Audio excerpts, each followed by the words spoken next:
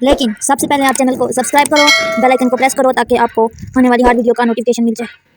Approximation method या फिर RAM. अच्छा जी, इस मेथड में हमने करना क्या है, इसके वही जैसे हम पिछले लेक्चर में हमने क्या किया है, हमारे पास कुछ स्टेप्स थे, जैसा कि हमें स्टेप में बताया जाता है उसको फॉलो कर करके हमने कैलकुलेशन की थी। इसमें भी हमने वैसे ही करनी है, आपने बस स्टेप याद रखने हैं। जितने भी हमने पीछे मेथड किए हैं उनके और आज के जो मेथड है इसका आपने स्टेप को माइंड में रखना है। ये आप याद कर लें या लिख लें कॉपी पे, जो आपको इजी लगे। अच्छा, इसके साथ साथ हम स्टेप पढ़ेंगे और साथ ही हम उस एग्जाम्पल को सॉल्व आउट करते रहेंगे, इससे हमारा टाइम भी वेस्ट ना हो और लेक्चर भी शॉर्ट हो। तो देखें स्टेप 1 में क्या है, represent the transportation problem in standard tabular form. अच्छा, हमारे पास ट्रांसपोर्टेशन प्रॉब्लम दी गई होगी जो कि फिजिबल होगी, ठीक है। उसको हमने सबसे पहले उसको एक स्टैंडर्ड टेबुलर फॉर्म में लिखना है। ये देखें, सबसे पहले जैसे पिछले लेक्चर में मैंने आपको बताया था कि कैसे उसको स्टैंडर्ड फॉर्म में करते हैं, सारा ओरिजिन क्या है, डेस्टिनेशन क्या है, सारा आपको डाटा गिवन होगा और आपने इस तरह का टेबल ड्रा करना है। सबसे पहले जब आपने टेबल ड्रा कर लिया, ठीक है, जब आपने टेबल ड्रा कर लिया उसके बाद स्टेप 2 में आपने क्या करना है, select the smallest element in each row and next to the smallest element in that row. ठीक है, कह रहे हैं कि हर रो में आपने देखना है कि सबसे छोटा एलिमेंट कौन सा है, और जब वो देख चुकेंगे फिर उस एलिमेंट से अगला एलिमेंट देखना है उस रो का। ठीक है, फिर करना क्या है, फाइंड द डिफरेंस, यानी कि फिर उन दोनों का डिफरेंस फाइंड करना है। कैसे, ये देखें स्टेप 2 में जो बात बोल रहे हैं, कह रहे हैं कि हर रो, ये हमारे पास रो 1 है, ये रो 2 है, ये रो 3 है। ठीक है, अब हमने इस रो को देखना है स्मॉलेस्ट एलिमेंट इसमें कौन सा है। तो यहाँ पे देखें रो 1 में अगर हम देखें तो स्मॉलेस्ट एलिमेंट कौन सा है, 5 7 8 है, तो हमारे पास 5 है। ठीक है, कह रहे हैं इसको देखना है और इससे आगे वाले एलिमेंट को देखना है। और अच्छा, इससे आगे वाले को देखने के बाद इनका डिफरेंस फाइंड करना है, यानी कि 5 और 7 का डिफरेंस क्या होगा, 7 - 5 2 हो जाएगा। उस डिफरेंस को हमने यहाँ पे लिखा और हमने इसको क्या बोला, पेनल्टी। ठीक है, ये पेनल्टी है। इसी तरह आपने सेकंड रो को देखा, सेकंड रो में सबसे छोटा क्या है, 4, तो 4 का डिफरेंस निकालना है, तो 4 से आगे वाला क्या है, 4। तो जब इन दोनों को डिफरेंस में हम लोगों ने लिखा 4 - 4, तो हमारे पास 0 आ गया। नेक्स्ट इसी तरह हमने थर्ड रो का किया, थर्ड रो में क्या था, 6 था सबसे छोटा, तो 6 - 7 क्या आ जाएगा, 1। ये देखिए साइड पे हमने यहाँ पे प्रॉपर ये लिख लिया रो डिफरेंस। आगे से क्या कह रहे हैं, फाइंड, अच्छा जी, दिस इज कॉल्ड पेनल्टी। ठीक है, ये पेनल्टी है और हम इसको right hand side of the row, यानी कि रो के राइट हैंड साइड पे लिख देंगे। ये राइट हैंड साइड पे हमने देखें लिख लिया है ये। ठीक है, नेक्स्ट अब आपने करना क्या है, repeat the same for each column. इसी तरह अब यही स्टेप हमने करना है, लेकिन अब हमने कॉलम के लिए करना है और उसकी पेनल्टी कहाँ पे लिखनी है, रिटर्न बिलो ईच कॉलम, यानी कि कॉलम के नीचे लिखनी है। तो कॉलम के लिए कर लेते हैं, ये है हमारे पास फर्स्ट कॉलम, सेकंड कॉलम और थर्ड कॉलम। अच्छा, हम कॉलम फर्स्ट की जब पेनल्टी निकाल रहे हैं इस कॉलम की, तो इन तीनों में देखेंगे कौन सा एलिमेंट छोटा है। तो यहाँ पे हमारे पास 4 छोटा है, तो 4 को देखेंगे और उससे नीचे वाले को देखेंगे, तो 6 - 4 क्या हो जाएगा, 2 हो जाएगा। तो यहाँ पे पेनल्टी 2 आएगी, यहाँ पे इन्हें गलत लिखा हुआ है कॉलम डिफरेंस, यहाँ पे 2 पेनल्टी आएगी। तो आपने यहाँ पे इसको नीचे लिख लेना है बिलो द टेबल, और यहाँ पे साइड पे लिख लेना है, एक कॉलम डिफरेंस है और ये रो डिफरेंस है। अच्छा, इसी तरह आप अगर सेकंड कॉलम के लिए आप कर रहे हो, तो ये हमारे पास सेकंड कॉलम है, सेकंड कॉलम में सबसे लो पेनल्टी कौन सी है, यहाँ पे देखें ये 7 है, ये भी 7 है। अब आप पे, आप जो मर्जी सिलेक्ट करो दोनों में से, क्योंकि दोनों सेम है। अच्छा, 7 - 7 क्या हो जाएगा, सॉरी 7 अगर हमने ये लिया तो 7 - 4 क्या हो जाएगा, 3 हो जाएगा। तो यहाँ पे देखें हमने कॉलम डिफरेंस में 3 लिख लिया। नेक्स्ट थर्ड वाले कॉलम के लिए कर रहे हैं, आर वाले के लिए, तो यहाँ पे सबसे कम क्या है, 6 है। ठीक है, 6 है, तो 6 - 7 क्या हो जाएगा, 1 हो जाएगा। तो इसका डिफरेंस हमने यहाँ पे लिख लिया। अब हमने पेनल्टी फाइंड कर लिया है, रो डिफरेंस और कॉलम डिफरेंस। अब हमने नेक्स्ट करना क्या, अब यहाँ पे देखें next step 3, select the row और कॉलम विद लार्जेस्ट पेनल्टी।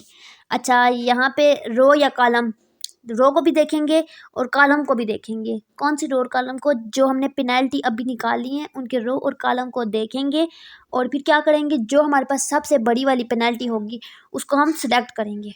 फिर क्या करेंगे, if there is a tie, और देखेंगे कि इनके दरमियान में टाई है। टाई मतलब कि दो, जो हमने लार्जेस्ट सेलेक्ट किया ना, अगर वो 2 बार है या 2 से ज़्यादा बार है तो हम क्या, सेम कैन बी ब्रोकन और बी रेडीली, तो हम उसको तोड़ देंगे। तो यहाँ पे देखें, ये पेनल्टी 1 है, 3 है, एक 1 है कॉलम डिफरेंस में। तो रो में 2 है, 0 है, तो 1 है। ठीक है, तो यहाँ पे सबसे मैक्सिमम कौन सी है, 3 है। तो 3 रिपीट नहीं हो रही है कि नहीं हो रही। तो ये हमारे पास, इस स्टेप को छोड़ दें, नेक्स्ट स्टेप करें। पेनल्टी सिलेक्ट कर ली 4, 3 ये वाली। और अब स्टेप 3 में क्या कर रहे हैं, select the smallest element, select the smallest element in each row and step 3, select the row or column with largest penalty। ये हो गया। अब स्टेप 4 कर रहे हैं, allocate the maximum feasible amount। जो हमारे पास डिमांड का sum is equal to supply का सम हो उसको हम कहते हैं फिजिबल है ये सिस्टम। और ये जो सारे डिमांड के नंबर्स होते हैं, जो सप्लाई के नंबर होते हैं, ये सारे हमारे पास फिजिबल नंबर्स होते हैं या फिजिबल अमाउंट होती हैं। तो कह रहे हैं कि ये जो डिमांड के सारे नंबर्स हैं या सप्लाई के नंबर्स हैं, इनमें आपने देखना है मैक्सिमम कौन सा है, उसको एलोकेट करना है। तो यहाँ पे मैक्सिमम को एलोकेट करना है to the smallest cost cell. ठीक है, smallest cost cell in that row और कॉलम। ये नहीं कि ये देखें, यहाँ पे जो हमने ये पेनल्टी निकाली है ना, ये किस कॉलम में, इसको देखना है। तो ये देखिए दूसरे में है ना, तो दूसरे कॉलम को यहाँ से सिलेक्ट किया। अब क्या किया, टू द स्मॉलेस्ट कॉस्ट। अब देखना है कि इस सेल में अगर सेल की है या पेनल्टी जिसकी भी लार्जेस्ट होगी ना उसका होगा ना, अगर रो की है या सेल की है, आपने उसका देखना है कि उसके अंदर कौन सा स्मॉलेस्ट एलिमेंट है। तो यहाँ पे देखें, इसमें एक 7 है, एक 4 है और एक 7 है। तो सबसे स्मॉलेस्ट कौन सा है, सबसे स्मॉलेस्ट है 4। ये देखिए यहाँ पे सबसे स्मॉलेस्ट 4 है। अब आपने करना क्या है, allocate 0 elsewhere in the row or column where the supply or demand is exhausted। वहाँ पे आपने उसको अपने ख़त्म करना है और उसके आगे आपने यहाँ पे 0 लगा देना है उस रो के। ये देखिए रो के आगे हमने 0 लगा दिया। ये 0 कैसे लगा, यानी कि अब हमने हमारा कंसेप्ट जो है ना, हमारा जो टारगेट है ना, वो इस रो को जो है ना करना है, इसकी डिमांड को पूरा करना है। तो इसकी डिमांड हमारे पास 42 थी। ठीक है, ये 12 अभी हमें नहीं गिवन, इसको छोड़ देनी चाहिए जो 12 लिखा हुआ है। यहाँ पे 42 था टोटल। अब आपने करना क्या है, यहाँ पे सिर्फ पहले आप क्या करते थे, यहाँ पे इस बॉक्स के लिए कर रहे हैं तो 42 डिमांड है, तो इस बॉक्स के आगे सप्लाई कितना है 30, यानी कि 30 इसने दे दिया इस रो ने। और इसको मज़ीद कितना चाहिए, मज़ीद इसको 12 चाहिए, ये नीचे 12 को लिख दिया।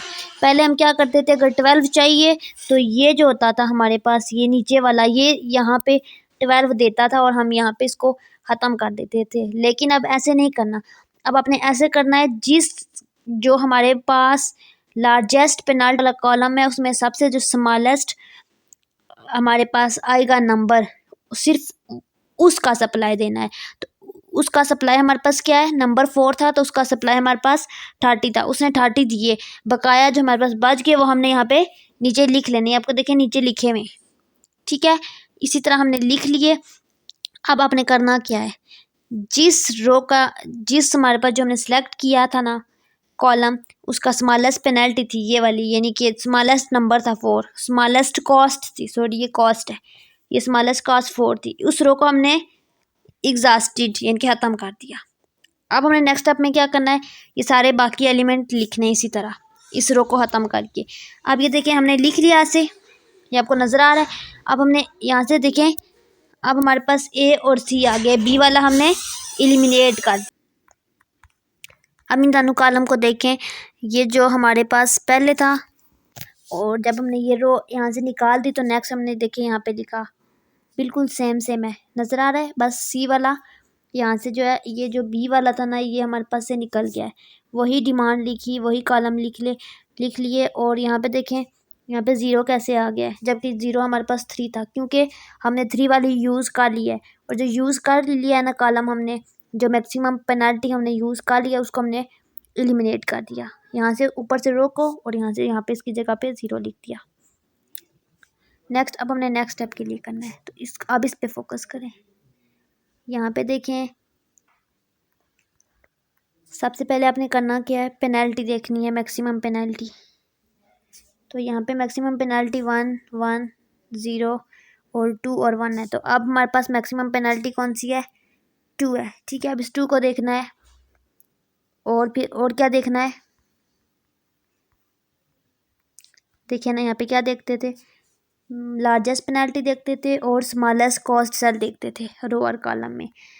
तो यहाँ पे ये नहीं कि हमारे पास लार्जेस्ट पेनल्टी 2 है, तो ये नहीं कि इसकी रो को देखेंगे ऐसे। तो इसकी रो में हमारे पास क्या क्या है, एक 5 है, ये 65 अभी जो लिखा हुआ है ना फर्स्ट बॉक्स में, ये नहीं लिखा हुआ, ये हम आगे खुद लिखेंगे। ठीक है, अभी सिर्फ हमारे पास 5 है, 7 है और 8 है। अब देखना है स्मॉलेस्ट बॉक्स कौन सा है, ऑफ कोर्स 5 है। तो हमने यहाँ पे इस 5 वाले को अपने क्या करना है, इस वाले की डिमांड को पूरा करना है। तो इस वाले की डिमांड में देखिए नीचे क्या है, 65 है इसकी डिमांड, ये देखें 65 है। तो यहाँ पे हमने 65 बनाना है। तो यहाँ पे हमारे पास कितने 75 हैं। ठीक है, सॉरी 60 है, 70 है हमारे पास। तो इसको यहाँ से ये जो 70 इसको पूरे 65 देगा और ये इसकी डिमांड पूरी हो जाएगी। डिमांड तो पूरी हो जाएगी लेकिन इसके पास 5 बच जाएंगे क्योंकि सप्लाई हमारे पास 5 था और सिर्फ इस सबने सिर्फ जो है ना 65 सप्लाई किए हैं और डिमांड को पूरा कर दिया और 5 सप्लाई बच गए। तो उन 5 सप्लाई को हमने क्या करना है, यहाँ पे साइड पे लिख लिया, ये देखें लिख लिया। अब हमने करना क्या है नेक्स्ट, अब हमारे पास यहाँ पे डिमांड कह रहे हैं कितनी बच के लिखनी है, तो डिमांड पूरी इसने कर लिया है, हो गई है। पिछले स्टेप में 12 बच गए थे, उस 12 को यहाँ पे लिख लिया एज इट इज़। ठीक है, तो यहाँ पे देखें कुछ भी नहीं बचा, तो यहाँ पे हमने 0 लिख लिया और नेक्स्ट 43 एज इट इज़, जैसे कि यहाँ पे पीछे 43 थी ना, ये एज इट इज़ आ गई है। अब हमारे पास पेनल्टी यहाँ पे देखें 3 वाली ख़त्म हो गई, 0 हो गई है। ठीक, अब हमने यहाँ से एक और कॉलम को एलिमिनेट किया। ये किसको एलिमिनेट किया, इस वाले को, इसको एलिमिनेट कर दिया क्योंकि इसकी डिमांड हमने पूरी कर दी है। अब हमारे पास क्या बच गया, 7 7 7 और 8 और इसके पास 5 बच गया। ये आपने याद रखना है कि पहली वाली लाइन में सप्लाई हमारे पास 5 रहता है ना कि 70 है, 65 चला गया है जहाँ से इसके पास 5 सप्लाई है और नीचे हमारे पास 50 सप्लाई है। अब हम इसको दोबारा नीचे लिख लेते हैं, ये देखें दोबारा लिख लिया। यहाँ पे इन्होंने देखें सप्लाई में 70 नहीं लिखा, 5 लिखा है क्योंकि 65 सप्लाई इसने दे दिए, बस इसके पास 5 रहता है और नीचे 50 रहता है। पेनल्टी, अच्छा जी, डिफरेंस कॉलम डिफरेंस में हमारे पास सेकंड हमारा पहला वाला तो चला गया है ना, दूसरा 0 बच गया था और तीसरा 1 है। ठीक है, अब आपने दोबारा वही स्टेप करना है, आपने इसमें से मैक्सिमम पेनल्टी देखनी है। 0 1 है और यहाँ पे 1 है, तो मैक्सिमम कौन सी है, 1 भी है, 1 2 टाइम है। यहाँ पे देखिए मैक्सिमम पेनल्टी ये भी है और ये भी है 1। अच्छा, एक ये जो हमारे पास 1 है ये इस कॉलम के लिए है और ये जो हमारे पास 1 है ये हमारे पास इस रो के लिए है। तो आप इन दोनों में से कोई भी रख सकते हो। मैं यहाँ पे ये वाला रख रही हूँ, इसके लिए रख रही हूँ। तो यहाँ पे सबसे मिनिमम कौन सा है, यहाँ पे एक तो 5 है और एक 8 है, बल्कि एक 7 है। 5 हमारा पिछला जो बच गया था वो है, एक हमारे पास 7 है और एक 8 है। तो मिनिमम हमारे पास 7 है, तो 7 वाले कॉलम को हमने इसकी डिमांड पूरी करनी है हमने। तो इसकी डिमांड में क्या है हमारे पास, इसकी डिमांड में हमारे पास 12 है, यानी कि हमने इसकी 12 डिमांड पूरी करनी है। और यहाँ पे इस वाले के पास सप्लाई तो 5 बच गए, 5 सप्लाई ये दे देगा, यहाँ पे इसको 5 दे देगा और उसके पास 12 के लिए कितने बचेंगे, 12 - 5 7, तो इसके पास 7 बच जाएंगे। ठीक है, समझ आ गई है, यानी कि इसकी डिमांड पूरी नहीं हुई। अभी इसने सिर्फ 5 दिए हैं, इसके 7 रहते हैं, तो यहाँ पे 7 लिख देंगे, यानी कि हमारे पास डिमांड अभी भी 7 रहती है। अब हमने नेक्स्ट स्टेप में करना क्या है, यहाँ पे देखें अच्छा, जब इसने सप्लाई 5 दे दी इस रो ने, तो इसके पास सप्लाई 0 बच गई। ठीक है, अब नेक्स्ट स्टेप में आपने करना क्या है, ये 7 7 7 7 एज इट इज़ लिख दिया, और ये 43 को भी आप छोड़ दें ब्लैंक इस पेज को। अब आपने करना यहाँ पे क्या है, यहाँ पे हमारे पास सप्लाई 7 बच गए, ये देखिए सप्लाई 12 थे, 7 बच गए, और यहाँ पे 43 एज इट इज़। अब हमने दोबारा देखनी है पेनल्टी। यहाँ पे सप्लाई हमारे पास 50 बच गई। हमारा बेसिकली काम क्या है कि हमारा यही काम है कि डिमांड सारों की पूरी हो जाए और सप्लाई ख़त्म हो जाए। अभी इनकी डिमांड में 7 और 43 रहता है, यानी कि हमने टोटल इनको 50 देने और हमारे पास सप्लाई भी 50 है। तो किस तरीके से देंगे यहाँ पे देखें, इसी तरह आप दोबारा देंगे। तो यहाँ पे ये पहले किसकी डिमांड को पूरा करें, यहाँ पे इसको 7 चाहिए, ठीक है। तो इस 50 ने जो है ना, यहाँ से इसको 7 दे दिए, ठीक है, ये 7 दे दिए ये। तो हमारे पास डिमांड क्या आ गई, डिमांड यहाँ पे अब 0 आ गया, डिमांड ख़त्म हो गया है। अब इस सप्लाई ने जब 50 सप्लाई दे दिए, तो इसके पास कितने बच गए, 50 में से इसने 7 दे दिए, तो इसके पास 43 बच गए। अब इसने क्या किया, वो जो सप्लाई उसके पास बच गए थे ना, वो इसने यहाँ पे इस बॉक्स में लिख दिए और यहाँ पे 0 लिख दिया, ठीक है। अब अगले स्टेप में आपने करना क्या है, अब हमारे पास यहाँ पे 43 रह गए सप्लाई और डिमांड भी 43 रह गया, तो उसने पूरे 43 दे दिए और उसके पास क्या बच गया, डिमांड हमारे पास 0 बच गई। अब यहाँ पे देखें एंड में हर स्टेप में हमारे पास सारी डिमांड पूरी हो गई हैं और सप्लाई 0 हो गया। अब बेसिकली अगले स्टेप में हमने जो जो चीज़ें कैलकुलेट की ना, वो यहाँ पे टेबल में लिख ली। अब आपने करना क्या है, वोगल अप्रोक्सीमेशन मेथड जो है ना, यहाँ पे वो अप्लाई करना है। तो उसके लिए आपने करना क्या है, जो जो स्टेप किए ना उनको मल्टीप्लाई करना है। तो पहले स्टेप में आपने 65 किया, सबसे पहले प्लस करना है, ठीक है। यहाँ पे देखें 65 लिखा, 65, और ये जो बीच में मल्टीप्लाई हो रहे हैं इनको फिलहाल छोड़ दें। 65, फिर ये देखें प्लस का साइन आ गया। फिर आपने क्या किया, उसके बाद ये ऊपर 5 टेबल में था तो 5 लिखा, फिर प्लस, फिर क्या था नीचे ऊपर टेबल में 30 था तो यहाँ पे 30 लिखा, प्लस फिर आगे यहाँ पे 7 था तो यहाँ पे 7 लिखा, प्लस यहाँ पे 43 था तो यहाँ पे ये जो ऊपर वाला 43 है ये वाला, तो यहाँ पे 43 लिखा।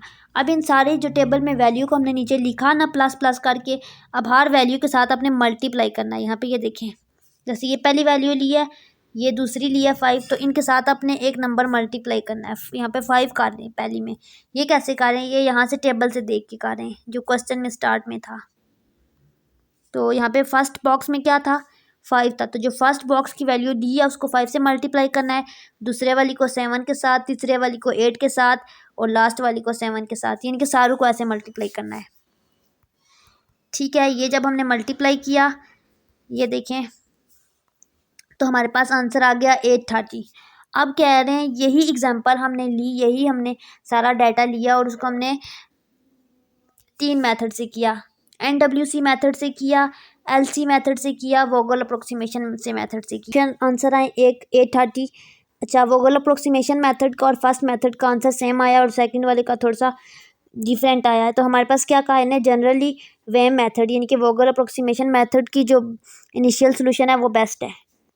यहाँ पे कुछ एक्सरसाइजेज गिवन है और इसको आपने सॉल्व आउट करना है। सबसे पहले what do you mean by transportation problem, ये क्वेश्चन है, what do you mean by feasible solution and basic feasible solution of transportation problem.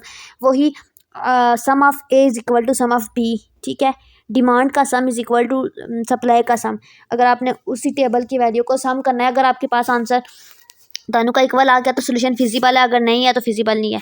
वही आपने ये देख के बता देना है। Describe transportation problem, give a method of finding initial feasible solution. अच्छा, कोई भी एक मेथड यूज़ करके आप कर सकते हो, उसके 3 मेथड आपको पता है। और नॉर्थ वेस्ट कॉर्नर के बारे में आपने बताना है, तो आपने जस्ट इनके स्टेप लिख देने, जो जो स्टेप्स हैं इनके पास याद करके। Explain the classical transportation problem and route down it's mathematical formulation, वही फार्मूलेशन सारी लिखनी है। अच्छा, ये पेट्रोलियम कंपनी है, ये देखिए हमारे पास एक कंपनी दी गई है, एक कंपनी है,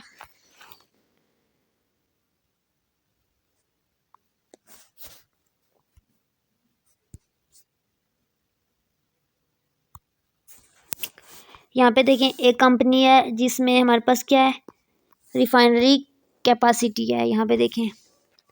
ठीक है, ये हमारे पास ओरिजिन है और ये हमारे पास ABC उसके ओरिजिन के एलिमेंट्स हैं और ये सारा हमारे पास डाटा गिवन है। तो इससे हमने टेबल ड्रा करना है। सबसे पहले टेबल ड्रा करने का तरीका बताया हुआ है मैंने। टेबल ड्रा करके देखना है आपने फिजिबल है या नहीं है। अगर फिजिबल नहीं है तो ठीक है, अगर है तो आपने सबसे पहले इस मेथड से करना है, तीनों मेथड से करना है। ठीक है, और फिर एंड पे आपने देखना है कंपेयर द कंपटीशन, यानी कि इन तीनों के आंसर जो है उनको देखना है, उनके साथ कंपैरिजन करना है। यहाँ पे ये हमारा टॉपिक एंड हो गया है। नेक्स्ट लेक्चर में इंशाल्लाह हम नेक्स्ट न्यू टॉपिक करेंगे।